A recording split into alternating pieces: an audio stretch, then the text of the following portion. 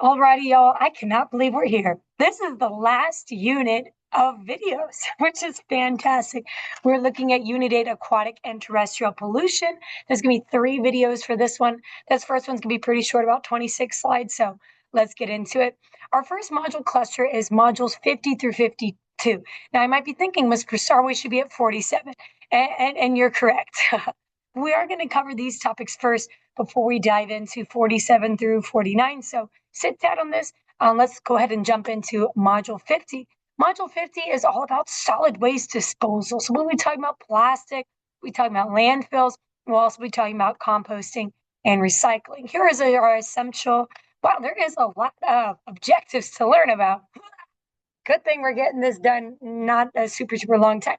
So when we're thinking about what solid waste is, a lot of times I'm going to be using this in acronym, MSW, which stands for municipal solid waste, or city humankind solid waste, okay?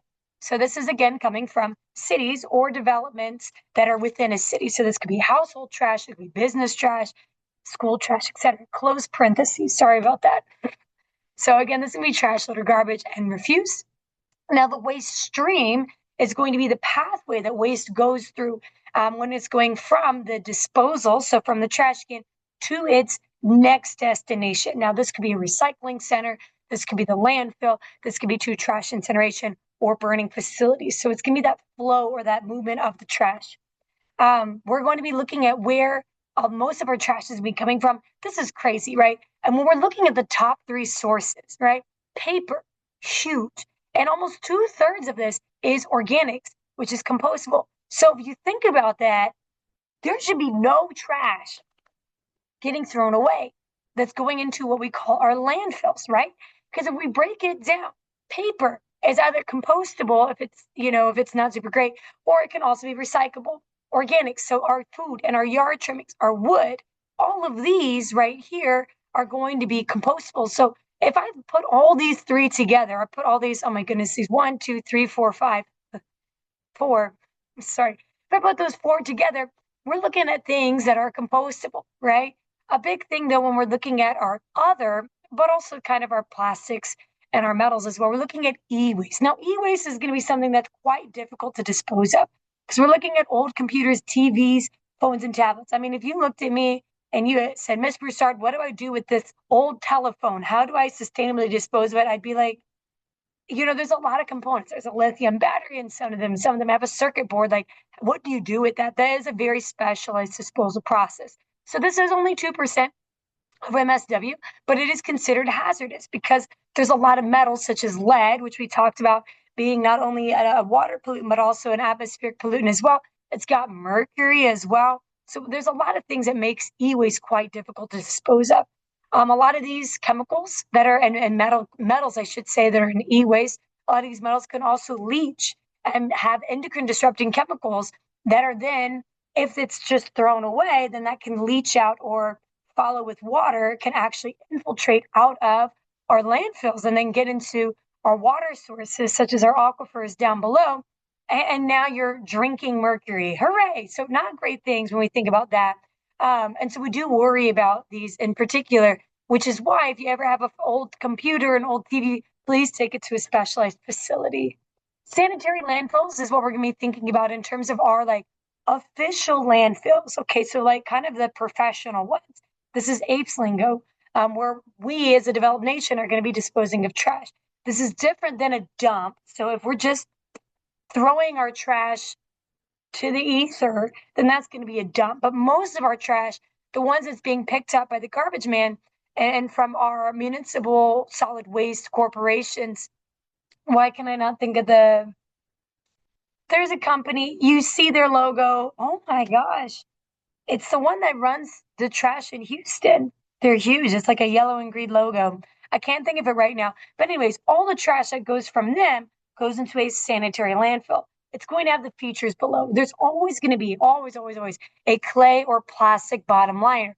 Why do we have this? Because we want it to be impermeable. We want to make sure nothing's leaching out. All the disgusting goop, what we are going to call leachate, that's going to be at the very, very bottom. Leachate is going to be what leaches down. So it's going to be all the chemicals. It's going to be all any of the liquid components that are coming out of the decomposition of the material that's in my landfill is going to travel to the very, very bottom. So I don't want that going into my aquifer below. That's disgusting. So we're going to have clay and plastic to protect us from that.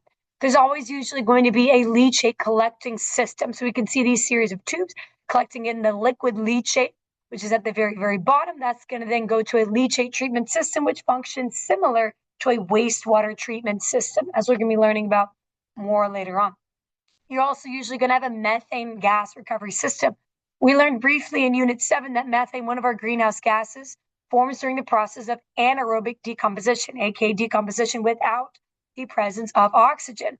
Methane being one of our greenhouse gases, landfills being a closed system, no oxygen's flowing into and out of this, so you're going to have a lot of anaerobic decomposition, releasing methane trapped within the landfill, so then my methane gas recovery system is then going to extract it out. Then we can use it because it is natural gas. We can then use it to heat buildings and generate electricity, which is huge. There's oftentimes usually going to be a clay cap at the top. Again, impermeable. We really don't want a lot of things to be escaping out of our landfill because it's, as you can imagine, lots of disgustingness happening in that landfill with all kinds of banana peels. And if people irresponsibly threw away an old cell phone, it's going to have old paints. If people, again, irresponsibly dispose of those. So the clay cap is going to be helping keep out animals, but it's also going to keep in the smell as well. Alrighty, landfill contents. Again, lots and lots of things that are going to be thrown in there. Unfortunately, though, there's going to have very low rates of decomposition, natural decomposition, because there's not a lot of oxygen, but there is going to be a lot of moisture and there's going to be a lot of organic materials. Think about all of our food waste. Food waste is going to be a huge source of us being able to prevent landfills components, but we'll talk about that in a little bit. We'll talk about that in class. These three factors are rarely present together in landfills. There's little decomposition occurring because we really do need to have a lot of high levels of oxygen. And so, unfortunately, there's not a lot of levels of oxygen. There is a lot of moisture, though. There is a lot of organic material, but what happens is that because there's really slow rates of decomposition due to the lack of oxygen, landfills don't really shrink in size. They tend to be about the same size throughout it all. And so we're thinking about some things that, in terms of the timeline and how long it takes for them to decompose. And we'll actually do a lab in class looking at this. But rubber takes quite a long time. We're looking at 50 to 80 years. Plastic cups, plastic, very, very stable man-made compound. Wow. Disposable diaper, though. Oh, my gosh. Oh, my gosh, y'all, get reusable diapers for your kids.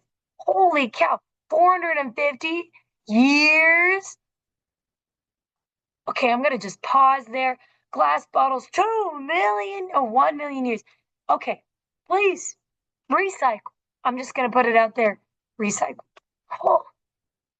Things should not be landfilled. Hazardous waste. Don't put it in a landfill. If you don't want it to eventually be in your drinking water supply, maybe don't put it in a landfill. These are also things that are very combustible. So these are also things that could then cause problems down the line if they are all in the landfill. So old tires, they end up having standing water, which is going to then be like cesspools for mosquitoes, which, as we know, carry diseases, as we'll be learning about later this year. Also metals as well. Again, we don't want those to be leaching into our water system. Things that should be landfill, though, cardboard and food wrappers that have too much food residue. So pizza boxes, unfortunately, you guys know that pizza boxes oftentimes have grease stains, right?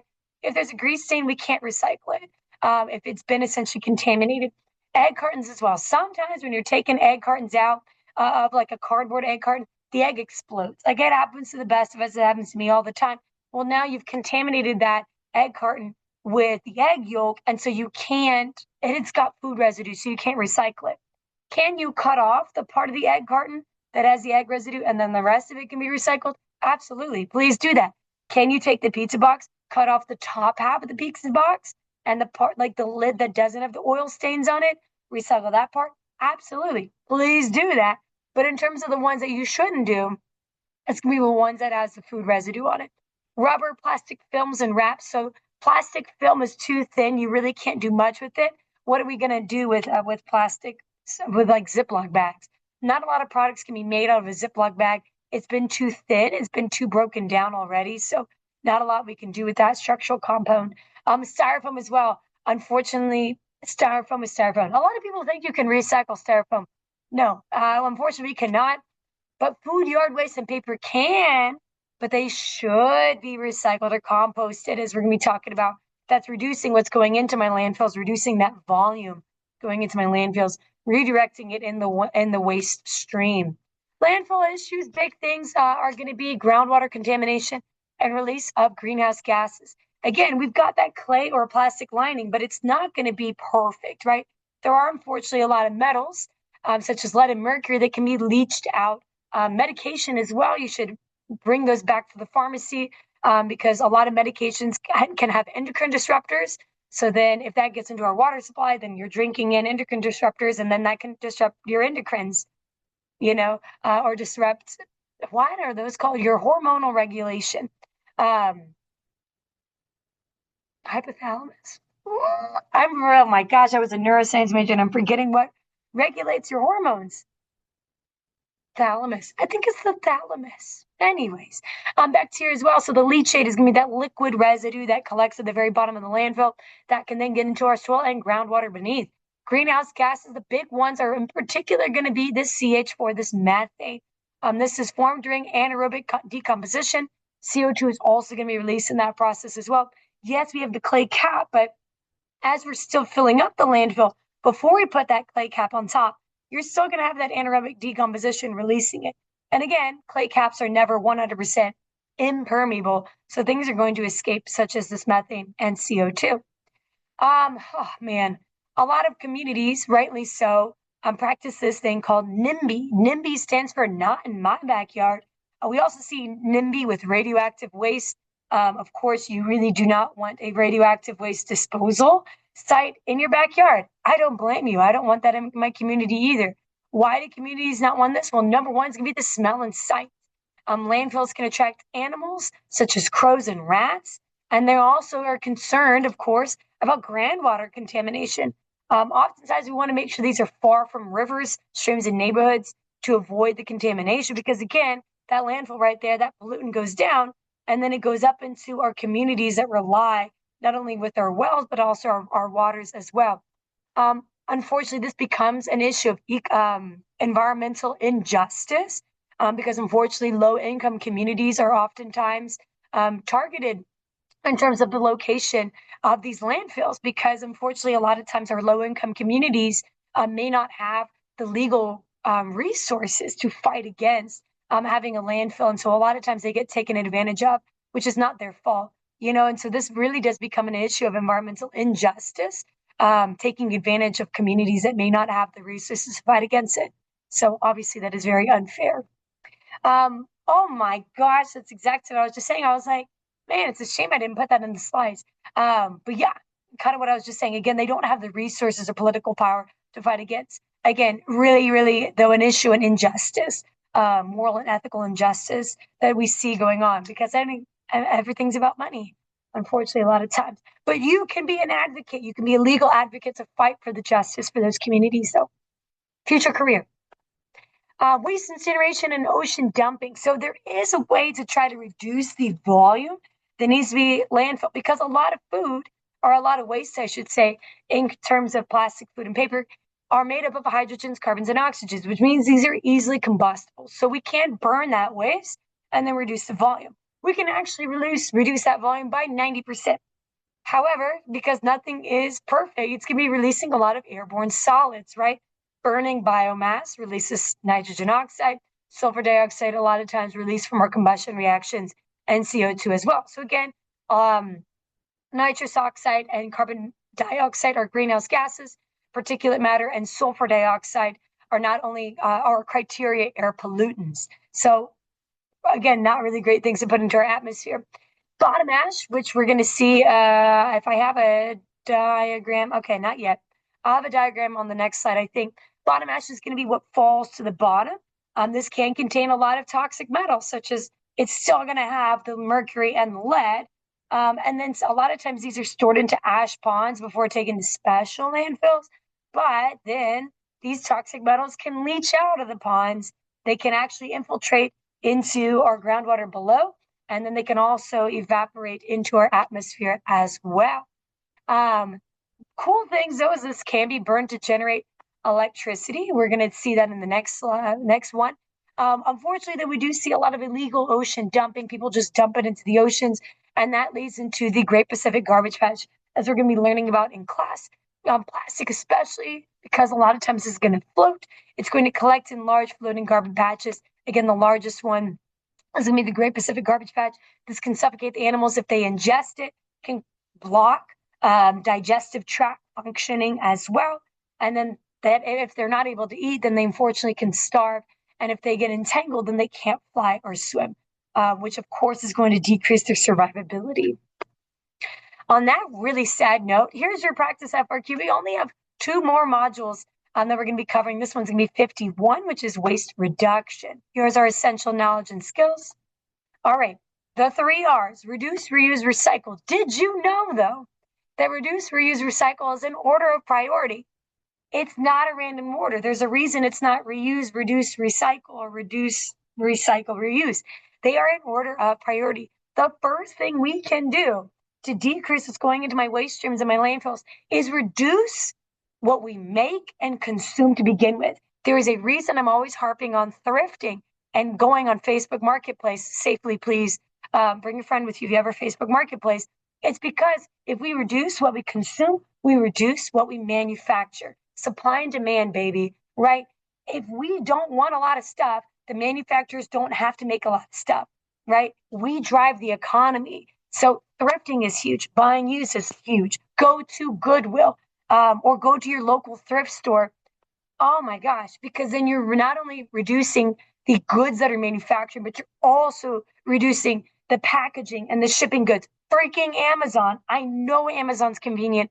We use Amazon to get a lot of our lab supplies. It's really convenient.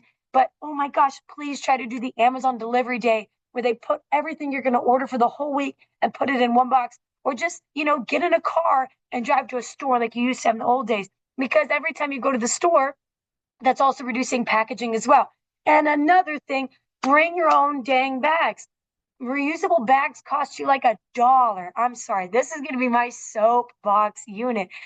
Reusable bags cost you $1. Y'all, I've done an experiment. What I can fit into one reusable grocery store bag, if I've gotten that same amount of groceries and I've gotten just the normal bags at like H-E-B or Kroger, and I've gone through the lab and I've had people put it in the bags, it's like 8 to 10 grocery store plastic bags that I can fit in one reusable bag. 8 to 10, y'all.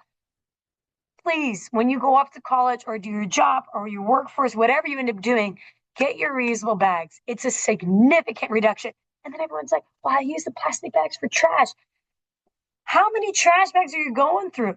Because I've never run out of plastic bags, and I use reusable bags all at the wazoo. So anyways, I'm going to get off my soapbox. Okay, you can get reusable water bottles. Get your Stanleys, y'all, or your Owalas, or your hydro jugs, or whatever they are, right? Reduce your plastic use. I know it's not super feasible to walk and ride your bikes here in Houston, but again, these are some small ways. The next option, though, wow, is really getting on to reduce. If you're going to use stuff, right, you're going to have trash, then reuse it, because this is the second most, because you're not having to get new stuff. So this is where it is good. Reuse your plastic bags. I get real lazy sometimes and use my plastic bags for lunch, okay? That's a way to reuse that bag. And I'll reuse that bag 20 times before I finally, well, honestly, then it never really goes back because it's plastic and plastic is really hardy. Buying secondhand clothes. Again, that's a great way to reduce your consumption by reusing something. I firmly believe almost everything you could need in this life has already been made. We have more than enough stuff on this planet for everyone to have enough plates, furniture, dishes, linens, clothes. We have so much stuff on this planet that's already been made. We don't need to make more. Okay, I'm not off my soapbox. Wash your plastic tape on food containers and then bring them to the restaurant. I had a friend in college. She took her little to-go containers, her Tupperware from home, and brought it with her. Because why do you need the styrofoam ones from the company or from the restaurant, right? Just put it in your own stuff. Oh my gosh, I got to go so much faster. I've been yapping too much. Then the last step, though, if you can't use it, And if you can't reduce it, if you can't reuse it, now let's go ahead and recycle once it's gotten to the end of its lifespan. So turning glass into new glass, that's a closed loop, which means the same product is becoming the same thing once again. That's a closed loop cycle. Open loop cycle is going to be creating something new. So plastic water bottles being turned into a t-shirt. You can take plastic and make clothes. Fabulous. That's going to be an open loop, so it's becoming something new. In that case, this is the least sustainable because you do have to put in quite a bit of energy to make new things. So again, your priority should be reducing and reusing first. And then at the very end of that waste stream cycle, reusing. What are the pros and cons of recycling? First of all, it reduces the demand for new materials because you've already got it. You're just making it into something new. So then we're reducing metals and woods because usually you have to mine for those metals. So that's reducing habitat destruction and soil erosion from mining. It's also reducing the energy to ship those raw materials. It saves energy, y'all, because instead of having to extract, manufacture, distribute, consume, we're cutting that down, right? And so now we're just reusing it and we're recycling it. It's reducing our landfill volume because we're making it into something else. So less things are going into the landfill. It's conserving that landfill base and volume. I'm just checking the time. Okay, we'll go faster. What are the cons of recycling? It is costly. It still requires quite a bit of energy. Absolutely. There are people who, there's a lot of states and a lot of countries, not Texas, unfortunately, that offer, some cities in Texas, such as Austin, do this. California, though, is a huge one. California does have door-to-door recycling, just like we have door-to-door trash pickup. Some cities and states such as California do this, but then they have to charge people to do that. And so then a lot of people are like, oh, I don't want to recycle. I don't want to pay this. So then they just throw it away, which is unfortunate. When citizens recycle items that shouldn't be recycled, so they throw in a styrofoam, then that increases the cost because then you got to have people who are working at the recycling centers who got to take out that styrofoam and the plastic, like the chip bags or whatever, that can't be recycled. But people throw it away because they think they can. So it does cost a lot of time and money to sort that out at the sorting processing centers. All right. But over time, though, we have been seeing a lot more in terms of what's being incinerated and what's being recycled, which is good because that's reducing the volume of what's going into our landfills in both of these avenues. Composting is a great option as well. We don't have any composting, like door-to-door composting like they do in California here in Texas. There are composting drop-off, though. I'll put some links in Schoology for you guys about that. So anything organic, such as paper, yard waste, such as like grass clippings when you trim your trees. This could be your banana peels as well, food scraps. These can be decomposed, which is awesome. So again, it's reducing. Food waste, I think, is the second leading source of trash that's being thrown away. And it doesn't have to be thrown away. It can be composted. And then you're also going to be enhancing water holding capacity. You're making organic, rich matter that can then be used as fertilizer. So now you're making compost, which boosts crop growth. It's increasing the nutritional levels of our food, of our soil, which is fantastic. And it's reducing the amount of methane because it's not going into a landfill. So you're decreasing the anaerobic decomposition by doing aerobic decomposition. So you're decreasing what's being released in terms of methane, which is awesome. Now you do want some browns and you want some greens, so you want some nitrogens with some carbons. You also want to till and you want to mix up that compost to help make sure you're getting that proper flow of oxygen to make sure it's aerated for aerobic decomposition. So here again is what we could do in terms of our composting. First, you're going to be grind it down. We're going to sort it, get it into the materials. We're going to mix it, screen out for any solids that aren't supposed to be there in terms of like plastics. And then we have the rest of our things. Again, in terms of active composting, we're again going to be tilling a lot of this, but eventually you end up making the compost, which you can then take to farmers and helping with our agricultural processes. Huge drawback is that smells real bad. It's rotting banana peels. It smells real gross. I'll leave it right there. And then, of course, the rodents and the raccoons and the crows are like, man, potluck. And then they go over there. So that is going to be the biggest thing. There's a problem. E-waste. Remember, we said this is a huge problem because what are you going to do with an old microwave? I don't know. So these are going to be our electronics. They usually are going to have a lot of heavy metals, such as lead, mercury, and cadmium. These can leach if they are put into an open dump or into a landfill. They can be recycled, but again, it takes a lot of energy to recycle them. A lot of times they're sent to developing nations, though, which is unfortunate because that means that we're just dumping. We're afraid of the environmental health hazards. But they do have stricter environmental and worker protection laws. So that is a pro of that in terms of developing nations. So there is a lot of protection around that. I do not love the idea, though, of just passing the baton, passing the bacon onto someone else. But, it is kind of what we're doing right now. It can be dismantled and sold to countries that extract the valuable metals. So this is very nice in terms of kind of reduce, reuse, right? There's a lot of people who can use these, and it's very valuable. So now we're essentially taking what we don't have use for anymore and giving to someone who could have use for it. A lot of times, though, in developing nations, though, it can also be burned and dumped if they don't want to use it. So again, then that's leaching heavy metals into our atmosphere, especially lead. Waste to energy, though, waste can be burned, incinerate. We talked about this in our previous module. Oh my gosh, I got to go faster. To reduce the volume, but this also creates electricity, which is awesome because most waste is combustible because it's made out of hydrogen, carbon, and oxygen. It's very, very similar to what we did for burning coal, nitric gas, and biomass. So you're burning something, which then heats up water to create steam. The steam turns the turbine, which turns the generator, which generates electricity. Whoops, sorry, we went really fast past this. So here's my incoming trash. Again, it is then going to be burnt. There's that bottom ash down there. And then you also have fly ash as well. Now, the fly ash is going to go through here. We're going to use this one right there. That's going to be that wet scrubber trying to precipitate down. And then we have still some flue that's going to be going through more. We're trying to get rid of the airborne solids before it gets released, trying to reduce the particulate matter. And then my bottom ash is what's going to be actually going to the landfill. But up here, then we've got our water that is being heated up to create steam. Steam cranks the turbine, which cranks the generator, generating electricity. Methane gas, remember as well, in my landfills is going to be collected via the methane collecting system. That can then be burned since this is natural gas, which is one of our forms of energy. So then we can create that electricity. Very similar. Remember the heat or the burning of the natural gas, heating up the water, turning it into steam. The steam turns the turbine, which cranks the generator, generating electricity. Look, it's right there. Reduces landfill volume, produces electricity without fracking or mining for fossil fuels. So this is great. This is a wonderful way.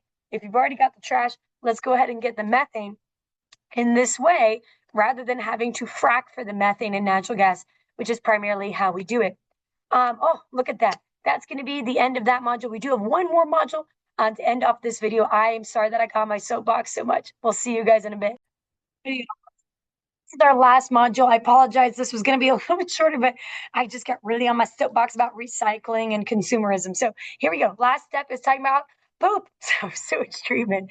Here's our essential knowledge and skills. Sorry, I feel like I went on there for like 5 seconds.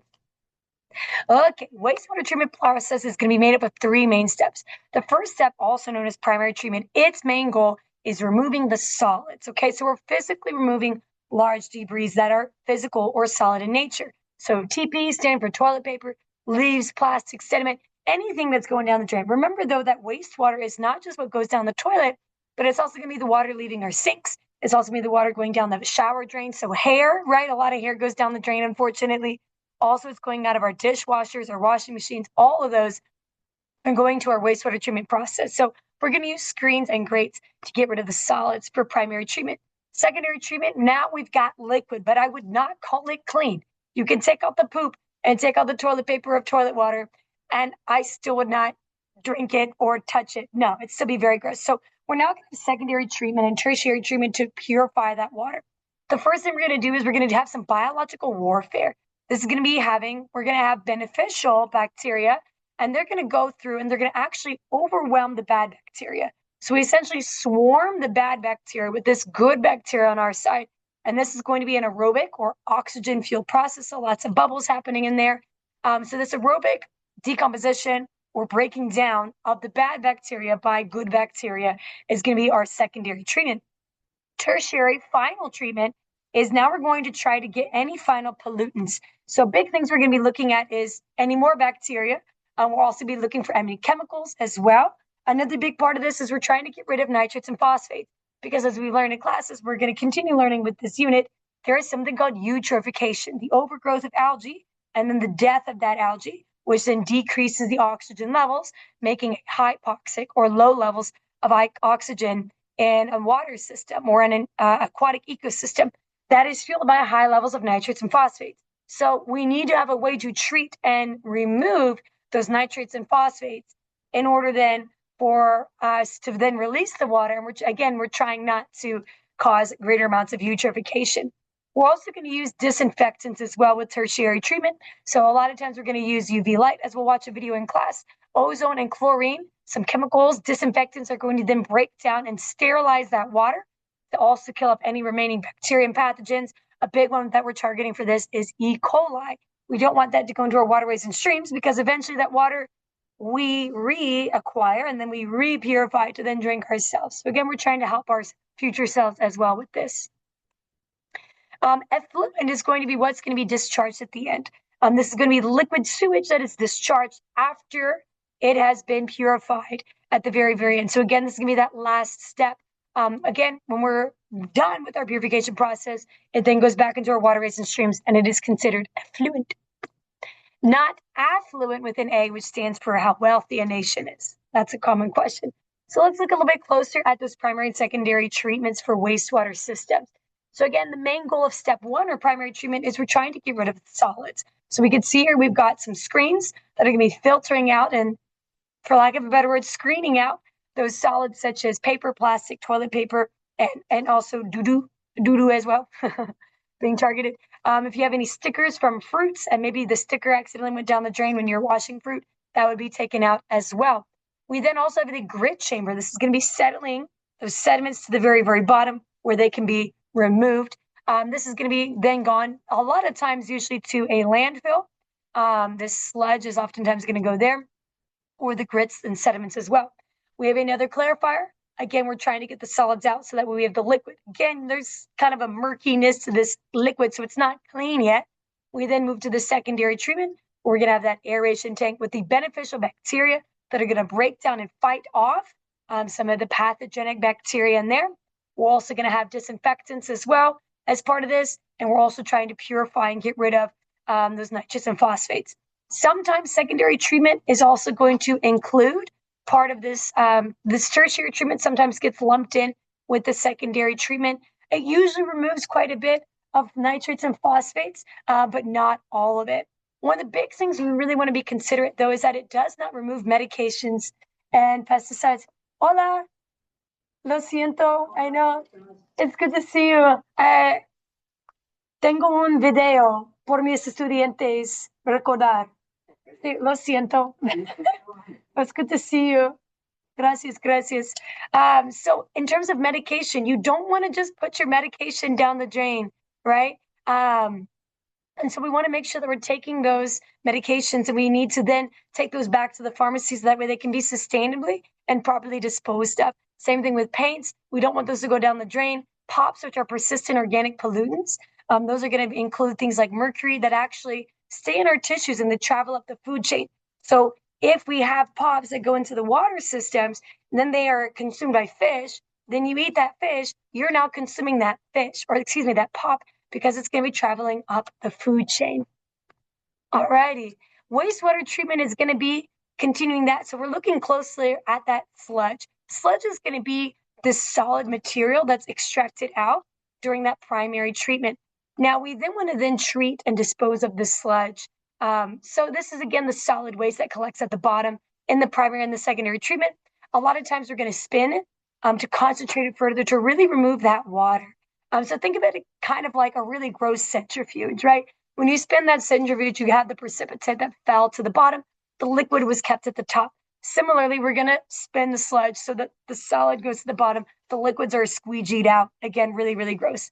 The dry physical remaining waste is oftentimes dried out, and then it becomes fertilizer pellets a lot of times. Again, manure, you can burn it for energy, and you can also utilize it for fertilizer. So a lot of times we burn this for energy. You could put it in a landfill if it's really contaminated, or again, it can become fertilizer. So after primary and secondary treatment, some plants go directly into that disinfectant. Again, some of them separate this and make it an official tertiary treatment, but some of them, it is going to just be lumped in as part of secondary treatment, this ozone, chlorine, and the treating of the nitrates and phosphates. So it just depends whether or not they distinguish it into secondary and tertiary and whether they lump it all together. Again, looking at this tertiary treatment, again, we're going to be using those chemical filters to remove more of those nitrates and phosphates from the secondary treatment discharge. This is super important in terms of making sure that we're not having those nitrates and phosphates that can then lead to eutrophication in our ecosystems. So this is a closer look at that tertiary treatment with the trough, and we also have some filter media, again, really trying to get rid of those nitrates and phosphates. This is a critical step. Again, take the words right out of my mouth.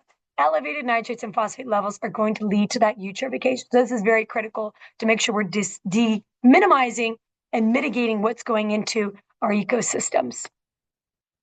It's expensive though, so not always used. So sometimes we're like, and then we just flush it down. Oops, all right. Sewage treatment issues, we are at our last step, I believe. Last or second to last slide on this. Combined sewage and stormwater runoff systems can cause wastewater treatment plants to flood during water or during heavy rains, releasing raw sewage into the surface waters. This is true. And so a lot of times when you have a bunch of different things coming at the same time, gracias. Gracias, gracias. Buenas noches. Que pase buen día. Y tú también, gracias. Hasta luego. And so what we've got here is that we have heavy flooding, and now you've got raw sewage going into our surface waters. Again, if you've got just too much, it should be diverting into the wastewater treatment facility. But if you have all this rainwater and all this sewage water and all this, it could go over these little overflow structures, and now it's going into our surface waters. And as you can imagine, that is an absolute disaster because we've got a lot of different bacteria in there, the nitrates and phosphates, toilet paper, solid waste, it's all going in there. Why do we even use these systems in the first place? Well, it's beneficial because it treats that stormwater runoff. So instead of the stormwater runoff going into my waterways and streams, which could have gasoline runoff, it could have pollutants and pesticide runoff, it could be treated before it goes in there, which is great. But unfortunately, sometimes you end up something like this. This is a giant glob of fat. That's gross. Please do not pour your bacon grease down the drain. Oh, that's a lie. That's not a glob of fat. I'm realizing for the first time this is a pipe overflowing. That's absolutely disgusting. So it can also go to the surface as well. The raw sewage contaminates surface waters with a bunch of things, not limited to E. coli, ammonia, nitrates, phosphates, and if people, again, irresponsibly flush medication down the drain, you're also getting endocrine disruptors as well. Not great things.